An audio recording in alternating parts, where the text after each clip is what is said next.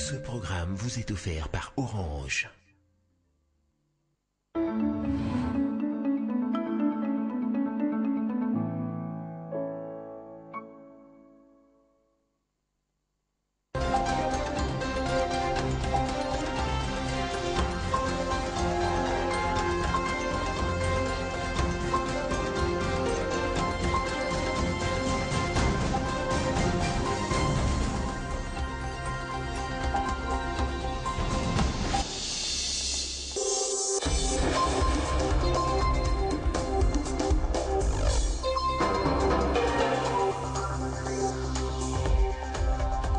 La 4e réunion sur les nouvelles formes de criminalité en émergence en Afrique centrale s'est ouverte à Kinshasa. Une rencontre qui va permettre à la police des pays de l'Afrique centrale de trouver des voies et moyens pour éradiquer la criminalité sur les continents. Matata Ponyo a échangé avec le conseiller spécial du chef de l'État en charge de lutte contre la corruption. Ensemble, ils ont abordé des questions liées à la protection des biens du domaine public. Et puis la très attendue épreuve écrite par les candidats à la 3e promotion de l'École nationale d'administration a eu lieu dans les 26 provinces de la République démocratique du Congo. C'est le ministre de la fonction publique qui a donné son coup d'envoi à l'université protestante au Congo. Nouvelle édition du journal, bienvenue à tous et merci d'être avec nous sur Télé 50. La 4e réunion sur les nouvelles formes de criminalité en émergence en Afrique centrale s'est ouverte, c'est lundi dans la capitale congolaise. Du 28 au 30 mars, cette rencontre va permettre aux officiers généraux de la police des pays de l'Afrique centrale de trouver des voies et moyens pour éradiquer toute forme de criminalité sur le continent. Regardez. Hôtel du gouvernement, nous sommes à Kinshasa. Tour à tour, les autorités politiques civiles et militaires de la République démocratique du Congo, mais aussi de l'Afrique centrale, arrivent pour assister à cette réunion importante sur la sécurité dans les pays et se trouvant au centre du continent noir. Lorsque les criminels et les criminels deviennent des militants, comment la police peut-elle continuer à lutter avec les moyens pacifiques? Une réunion qui tombe à point nommé car en ces moments les continents subissent de multiformes de criminalité mettant en danger la vie des innocents.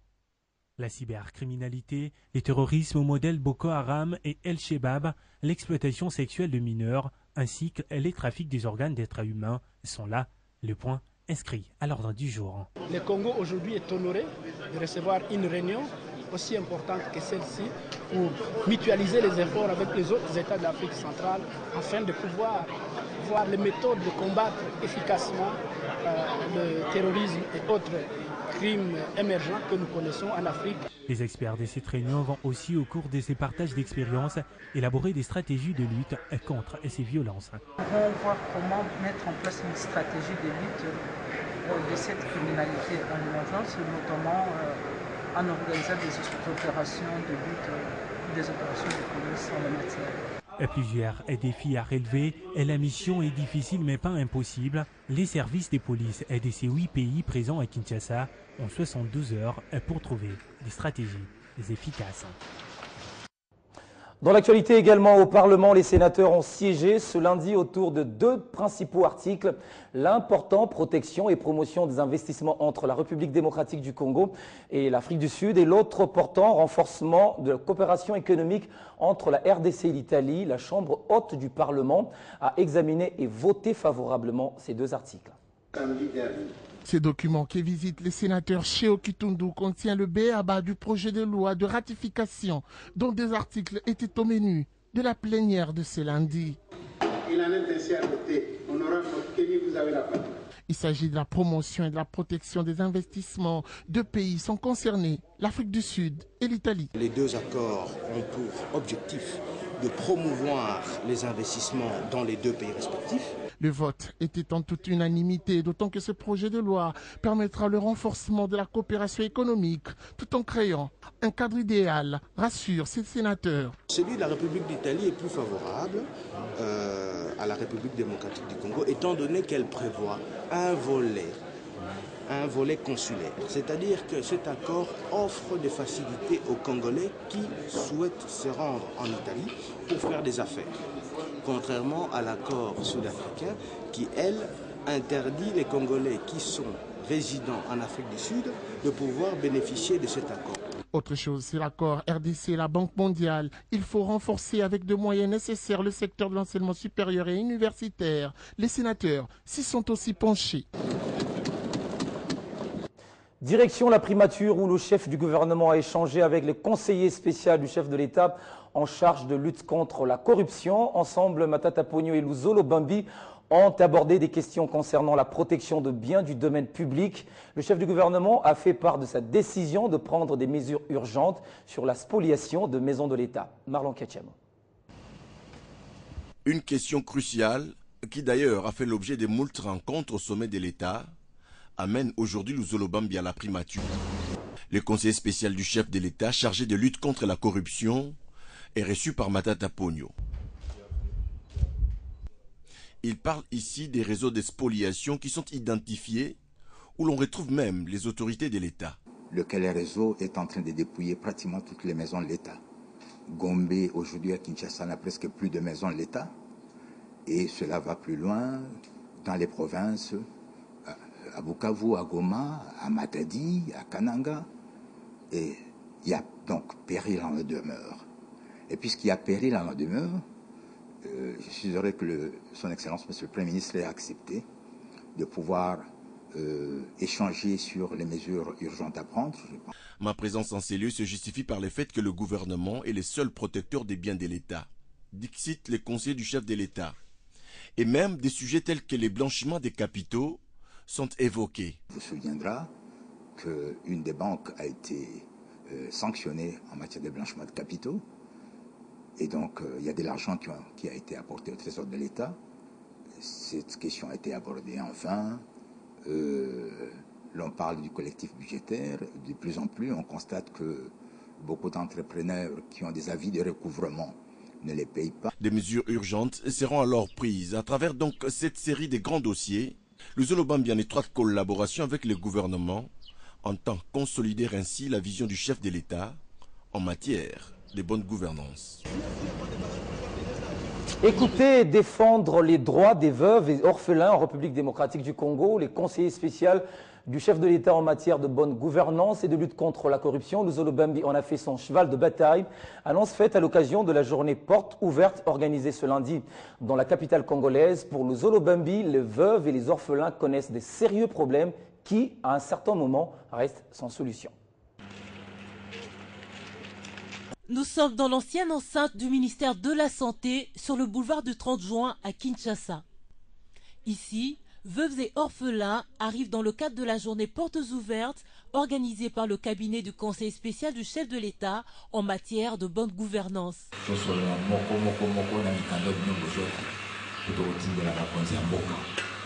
Question pour ce dernier de s'imprégner des différents problèmes auxquels font face ces femmes et leurs enfants. Par rapport à la bonne gouvernance, nous avons reçu plus de 3000 dénonciations, des plaintes se rapportant à la condition des veuves et à la condition des orphelins. Nous avons voulu aujourd'hui, et c'est le sens justement de cet exercice, venir vers les veuves, venir vers les orphelins, leur dire que pour nous, le mois de mars, le mois de la femme, nous le leur avons dédié. Pour Luzolo Bambi, ce cas de travail en plein centre-ville devient également la maison de la veuve. Que notre service constitue aussi la maison de la veuve. Nous sommes la maison de la veuve. Une initiative saluée par les veuves qui se sont enregistrées et posé leurs problèmes ce lundi. Le 23 juin, journée internationale de la veuve, le cabinet Luzolo entend mener des actions concrètes sur toute l'étendue du territoire national en vue d'alléger tant soit peu la douleur des veuves et des orphelins en République démocratique du Congo. C'était hier qu'a eu lieu à travers toutes les provinces de la République démocratique du Congo l'épreuve écrite très attendue par les candidats à la 3e promotion de l'École nationale d'administration. C'est le ministre de la fonction publique, Pascal Oussumbicho, qui a donné son coup d'envoi à l'université protestante au Congo où les candidats de Kinshasa avaient également passé le test. Ils sont plus de 4000 candidats admis pour cette épreuve écrite. L'une des étapes à franchir pour espérer figurer parmi les 100 meilleurs dont l'École nationale d'administration a besoin. Une place est donc précieuse et le ministre de la fonction publique veille au grain. 3 heures après, les premiers candidats sortaient des salles, insouciants. Oh, les tests s'est bien déroulé. C'est vraiment la bonne. Après une deuxième ronde, et s'être rassuré du déroulement en province, Pascal Issoumbicho se livre à nous, visiblement satisfait. Aujourd'hui, c'est pour la formation de cette élite, la formation basique, mais demain, ça sera évidemment pour la formation continue. Sous peu, ils feront face à l'épreuve orale, ultime étape de ce long processus d'entrée à l'ENA. L'innovation cette année est que toutes les opérations s'effectuent par la voie électronique. Les candidats ne doivent donc pas se tromper d'adresse. L'élection de Godel Kinyoka en qualité de gouverneur de la province du Kwilu renforce la cohésion entre la majorité présidentielle et le parti lumumbiste unifié.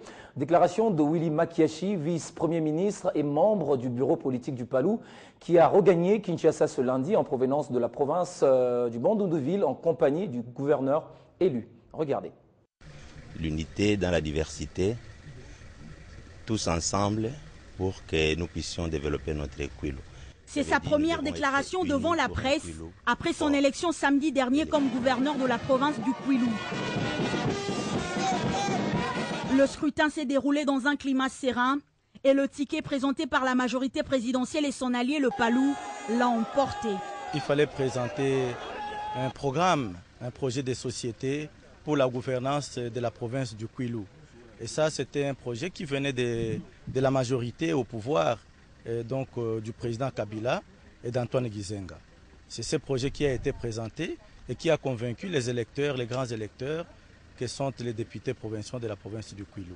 Et donc la cohésion a régné et la population a été unanime, autant que les députés provinciaux qui ont voté pour la refondation de la province du Kwilu, qui est en fait le socle, donc le fief de la révolution nationale et nationaliste des années 60. Plusieurs défis attendent le nouveau gouverneur. Dans le Kwilu, au rang de priorité figure la construction et la réhabilitation des infrastructures routières. Par ailleurs, le désenclavement de la province du Sankourou s'impose. Élection de gouverneur et vice-gouverneur, la majorité présidentielle a raflé plus de 80% des postes sur l'ensemble du territoire, motif de satisfaction pour le secrétaire général de cette plateforme politique. Aubin Minakou l'a fait savoir au cours d'un point de presse animé dans l'ex-Katanga. Il a félicité les députés provinciaux d'avoir respecté scrupuleusement le mot d'ordre du président de la République face au candidat gouverneur de la MP. Explication de José Mouyumba, notre correspondant. Rendre compte à l'opinion nationale et internationale sur la manière dont l'élection des gouverneurs et vice-gouverneurs s'est déroulée à travers tout le pays. C'est le bien fondé de la conférence de presse donnée à Lubumbashi par le secrétaire général de la majorité présidentielle, Aubin Minakou. Sur les 20 provinces issues du démembrement de la RDC, la majorité présidentielle a décroché plus de 80% de suffrages exprimés, soit 15 postes de gouverneurs sur l'ensemble du territoire national. Pendant 3 mois, près de 3 mois, nous étions sous un régime transitoire, exceptionnel. Et le président de la République, qui est en charge notamment du bon fonctionnement des institutions de la République, du sommet à la base, nous a conduits vers ces élections. Malgré les appréhensions des uns et des autres, tant dans l'opposition comme dans la majorité. Dans les provinces de Bazouélé et de Haut-Ouélé, ce sont les indépendants qui ont décroché les postes de gouverneurs et vice-gouverneurs. Dans la province de la Mongala, c'est un opposant qui est arrivé en tête. Ce tête-à-tête, Aubin Minakou et la presse, s'est déroulé en présence du premier gouverneur du Haut-Katanga, Jean-Claude Kazembe Moussonda, son adjoint Bijou Mouchitoukat, Félix Kabange-Numbi, ministre de la Santé et tant d'autres personnalités de la majorité présidentielle. Et après les résultats provisoires de l'élection de gouverneur en République démocratique du Congo, des voix s'élèvent pour fustiger la représentativité des femmes au poste de gouverneur, malgré les 5 femmes élues vice-gouverneurs. Si certains crient à la marginalisation de la femme, d'autres estiment que l'essentiel, c'est que l'on compte tout de même des femmes sur cette liste. C'est la réflexion que partage Élisée Tamuzinda, femme membre de la plénière de la CENI. Elle a fait savoir au cours d'une interview accordée à notre rédaction.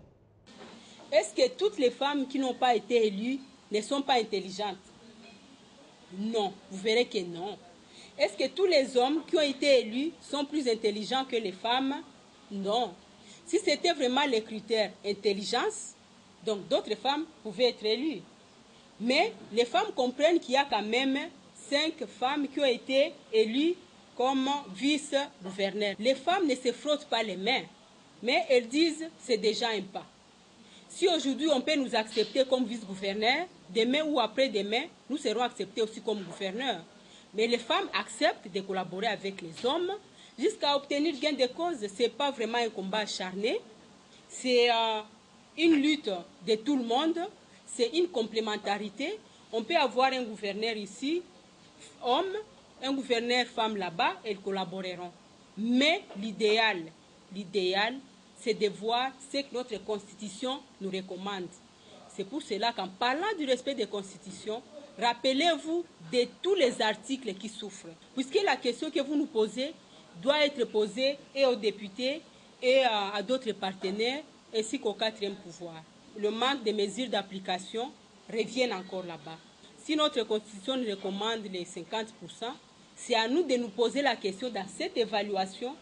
Peut-être que ce n'est pas à court terme.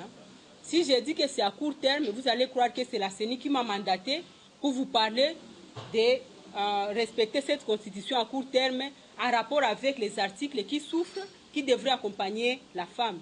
Ça peut être à long terme. Et si c'est à long terme, c'est aujourd'hui qu'on doit commencer à comprendre qu'il y a déjà ces problèmes.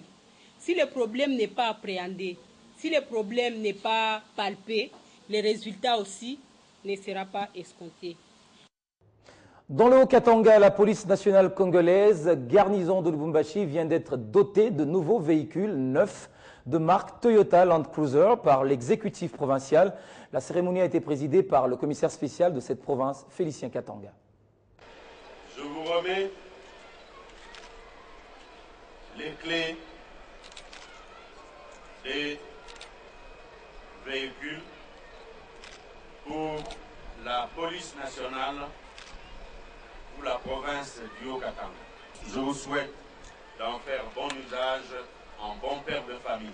Ce sont en tout 8 Jeep 4x4 de marque Toyota Land Cruiser que l'exécutif provincial du Haut-Katanga a remis ce lundi à la police nationale congolaise garnison de Lubumbashi. Le commissaire spécial du gouvernement pour le Haut-Katanga, Félicien Katanga Lukunga, a personnellement présidé la cérémonie en présence de ses 2 adjoints, Guylaine Pondakoufou et Delphin Kassongo Kibale, chargés respectivement des questions politiques, administratives, juridiques et de l'économie, finance et développement. S'adressant aux différentes unités de la police, l'autorité provinciale a tenu à rappeler que les véhicules remis ce jour sont destinés à faciliter la mobilité de la police dans sa mission régalienne d'assurer la sécurité des personnes et de leurs biens. Dans son mot de remerciement à l'exécutif provincial, le commissaire provincial de la police nationale, le général Jean-Bosco Galenga, a déclaré que cette dotation répond à la vision de la réforme de la police nationale congolaise, prônée par le chef de l'État et commandant suprême des forces armées de la République et de la police nationale, Joseph Kabila Kabangé.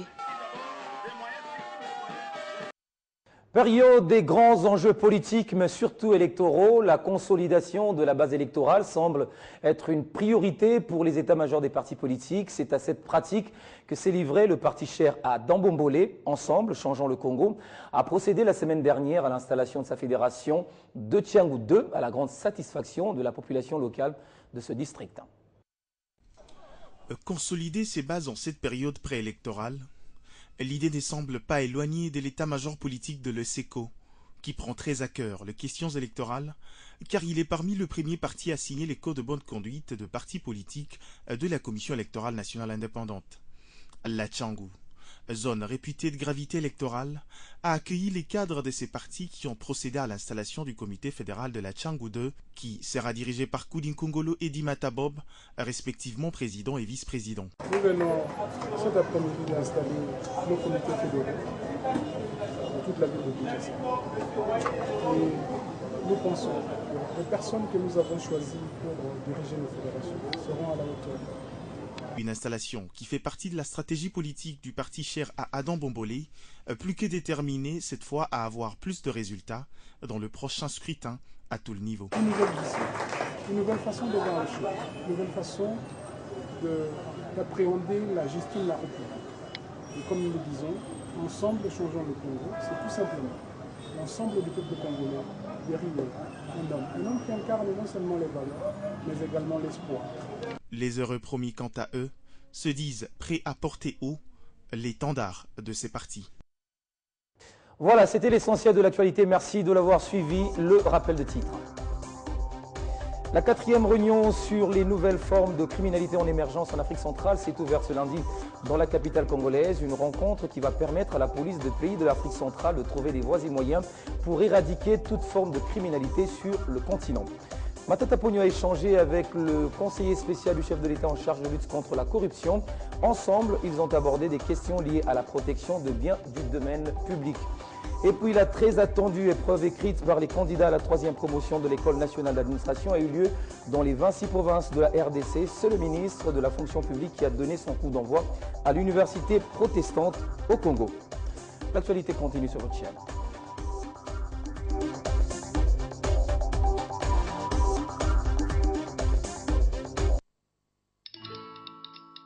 Dans la vie, nous avons tous des rêves, objectifs et aspirations. Vos projets d'avenir ainsi que ceux qui vous sont chers dépendent des choix que vous effectuez aujourd'hui. C'est pourquoi la Raobank a créé Renaissance, le nouveau compte d'épargne qui vous propose un meilleur taux rémunérateur à court et à moyen terme. Ainsi, vous pourrez suivre l'évolution des intérêts générés par votre épargne et assurer un avenir meilleur à vos projets les plus chers. Raobank is my bank.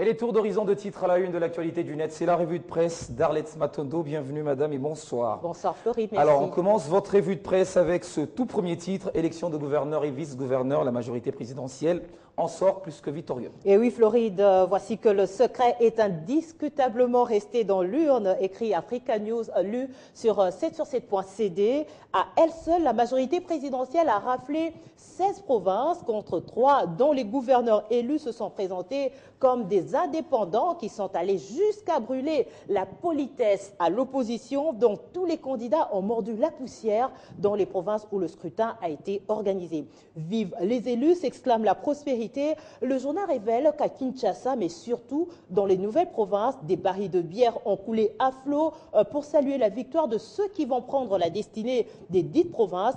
Et si dans l'ensemble tout s'est passé sans incident, l'on remarque cependant que c'est le ticket majorité présidentielle qui a imposé sa loi et sa discipline en prenant la direction des provinces à côté de l'opposition qui a sérieusement mordu la poussière, j'allais dire. Victoire politique pour la MP. Pour Forum des As, cette joie ne devrait pas faire perdre de vue l'essentiel. Avec le mois d'avril qui pointe son nez, le rédacteur souligne qu'il ne reste plus que 9 mois pour liquider le quinquennat. Mais alors, comment gérer le temps qui reste et qui a cessé d'être l'allié du pouvoir? Comment négocier l'échéance sans échéance du 19 décembre 2016?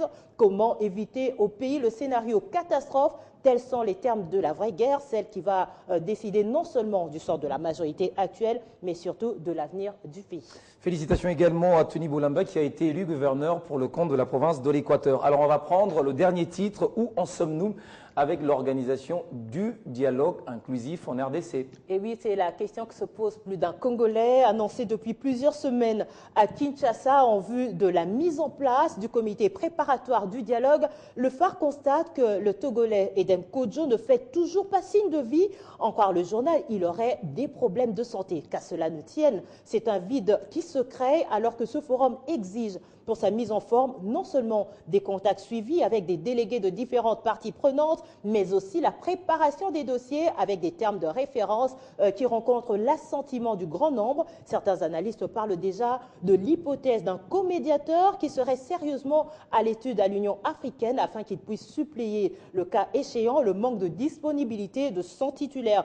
Entre-temps, Piment Forum des As, côté opposition, ce ne sont pas des vacances. Le quotidien révèle que le chargé de communication, information, médias est attaché de presse au cabinet du président de l'UDPS, le secrétaire national de ce parti chargé des relations extérieures, Félix Tshisekedi, séjourne depuis le jeudi dernier à Jérusalem. En bon chrétien, il s'y trouve en pèlerinage de la fête de Pâques. Ainsi donc, pour Forum des As, le fils d'Étienne Tshisekedi est allé passer un moment de méditation en cette terre sainte en vue de solliciter la grâce divine en faveur de la République démocratique du Congo afin que cette dernière échappe à l'implosion planifiée par des forces du mal. Et pour illustrer ce contenu, voici la caricature que propose le même journal, donc Forum des As. Oui. Nous voyons Moukoulou, où est passé votre fils Félix? On dit qu'il est allé rencontrer les kabylistes à Monaco. Et la réponse du leader Maximov, donc Lekela, comme un peu pour temporiser. Lekela, mon fils est allé prier pour moi à Jérusalem, bon Dieu. Un peu comme je préfère ne pas commenter que de vous dire tout simplement merci pour votre revue de presse. C'est à moi de vous remercier, Floride. Voilà. Merci à vous également de nous avoir suivis. Retrouvez ce journal dans moins d'une heure si vous l'avez raté. À très bientôt.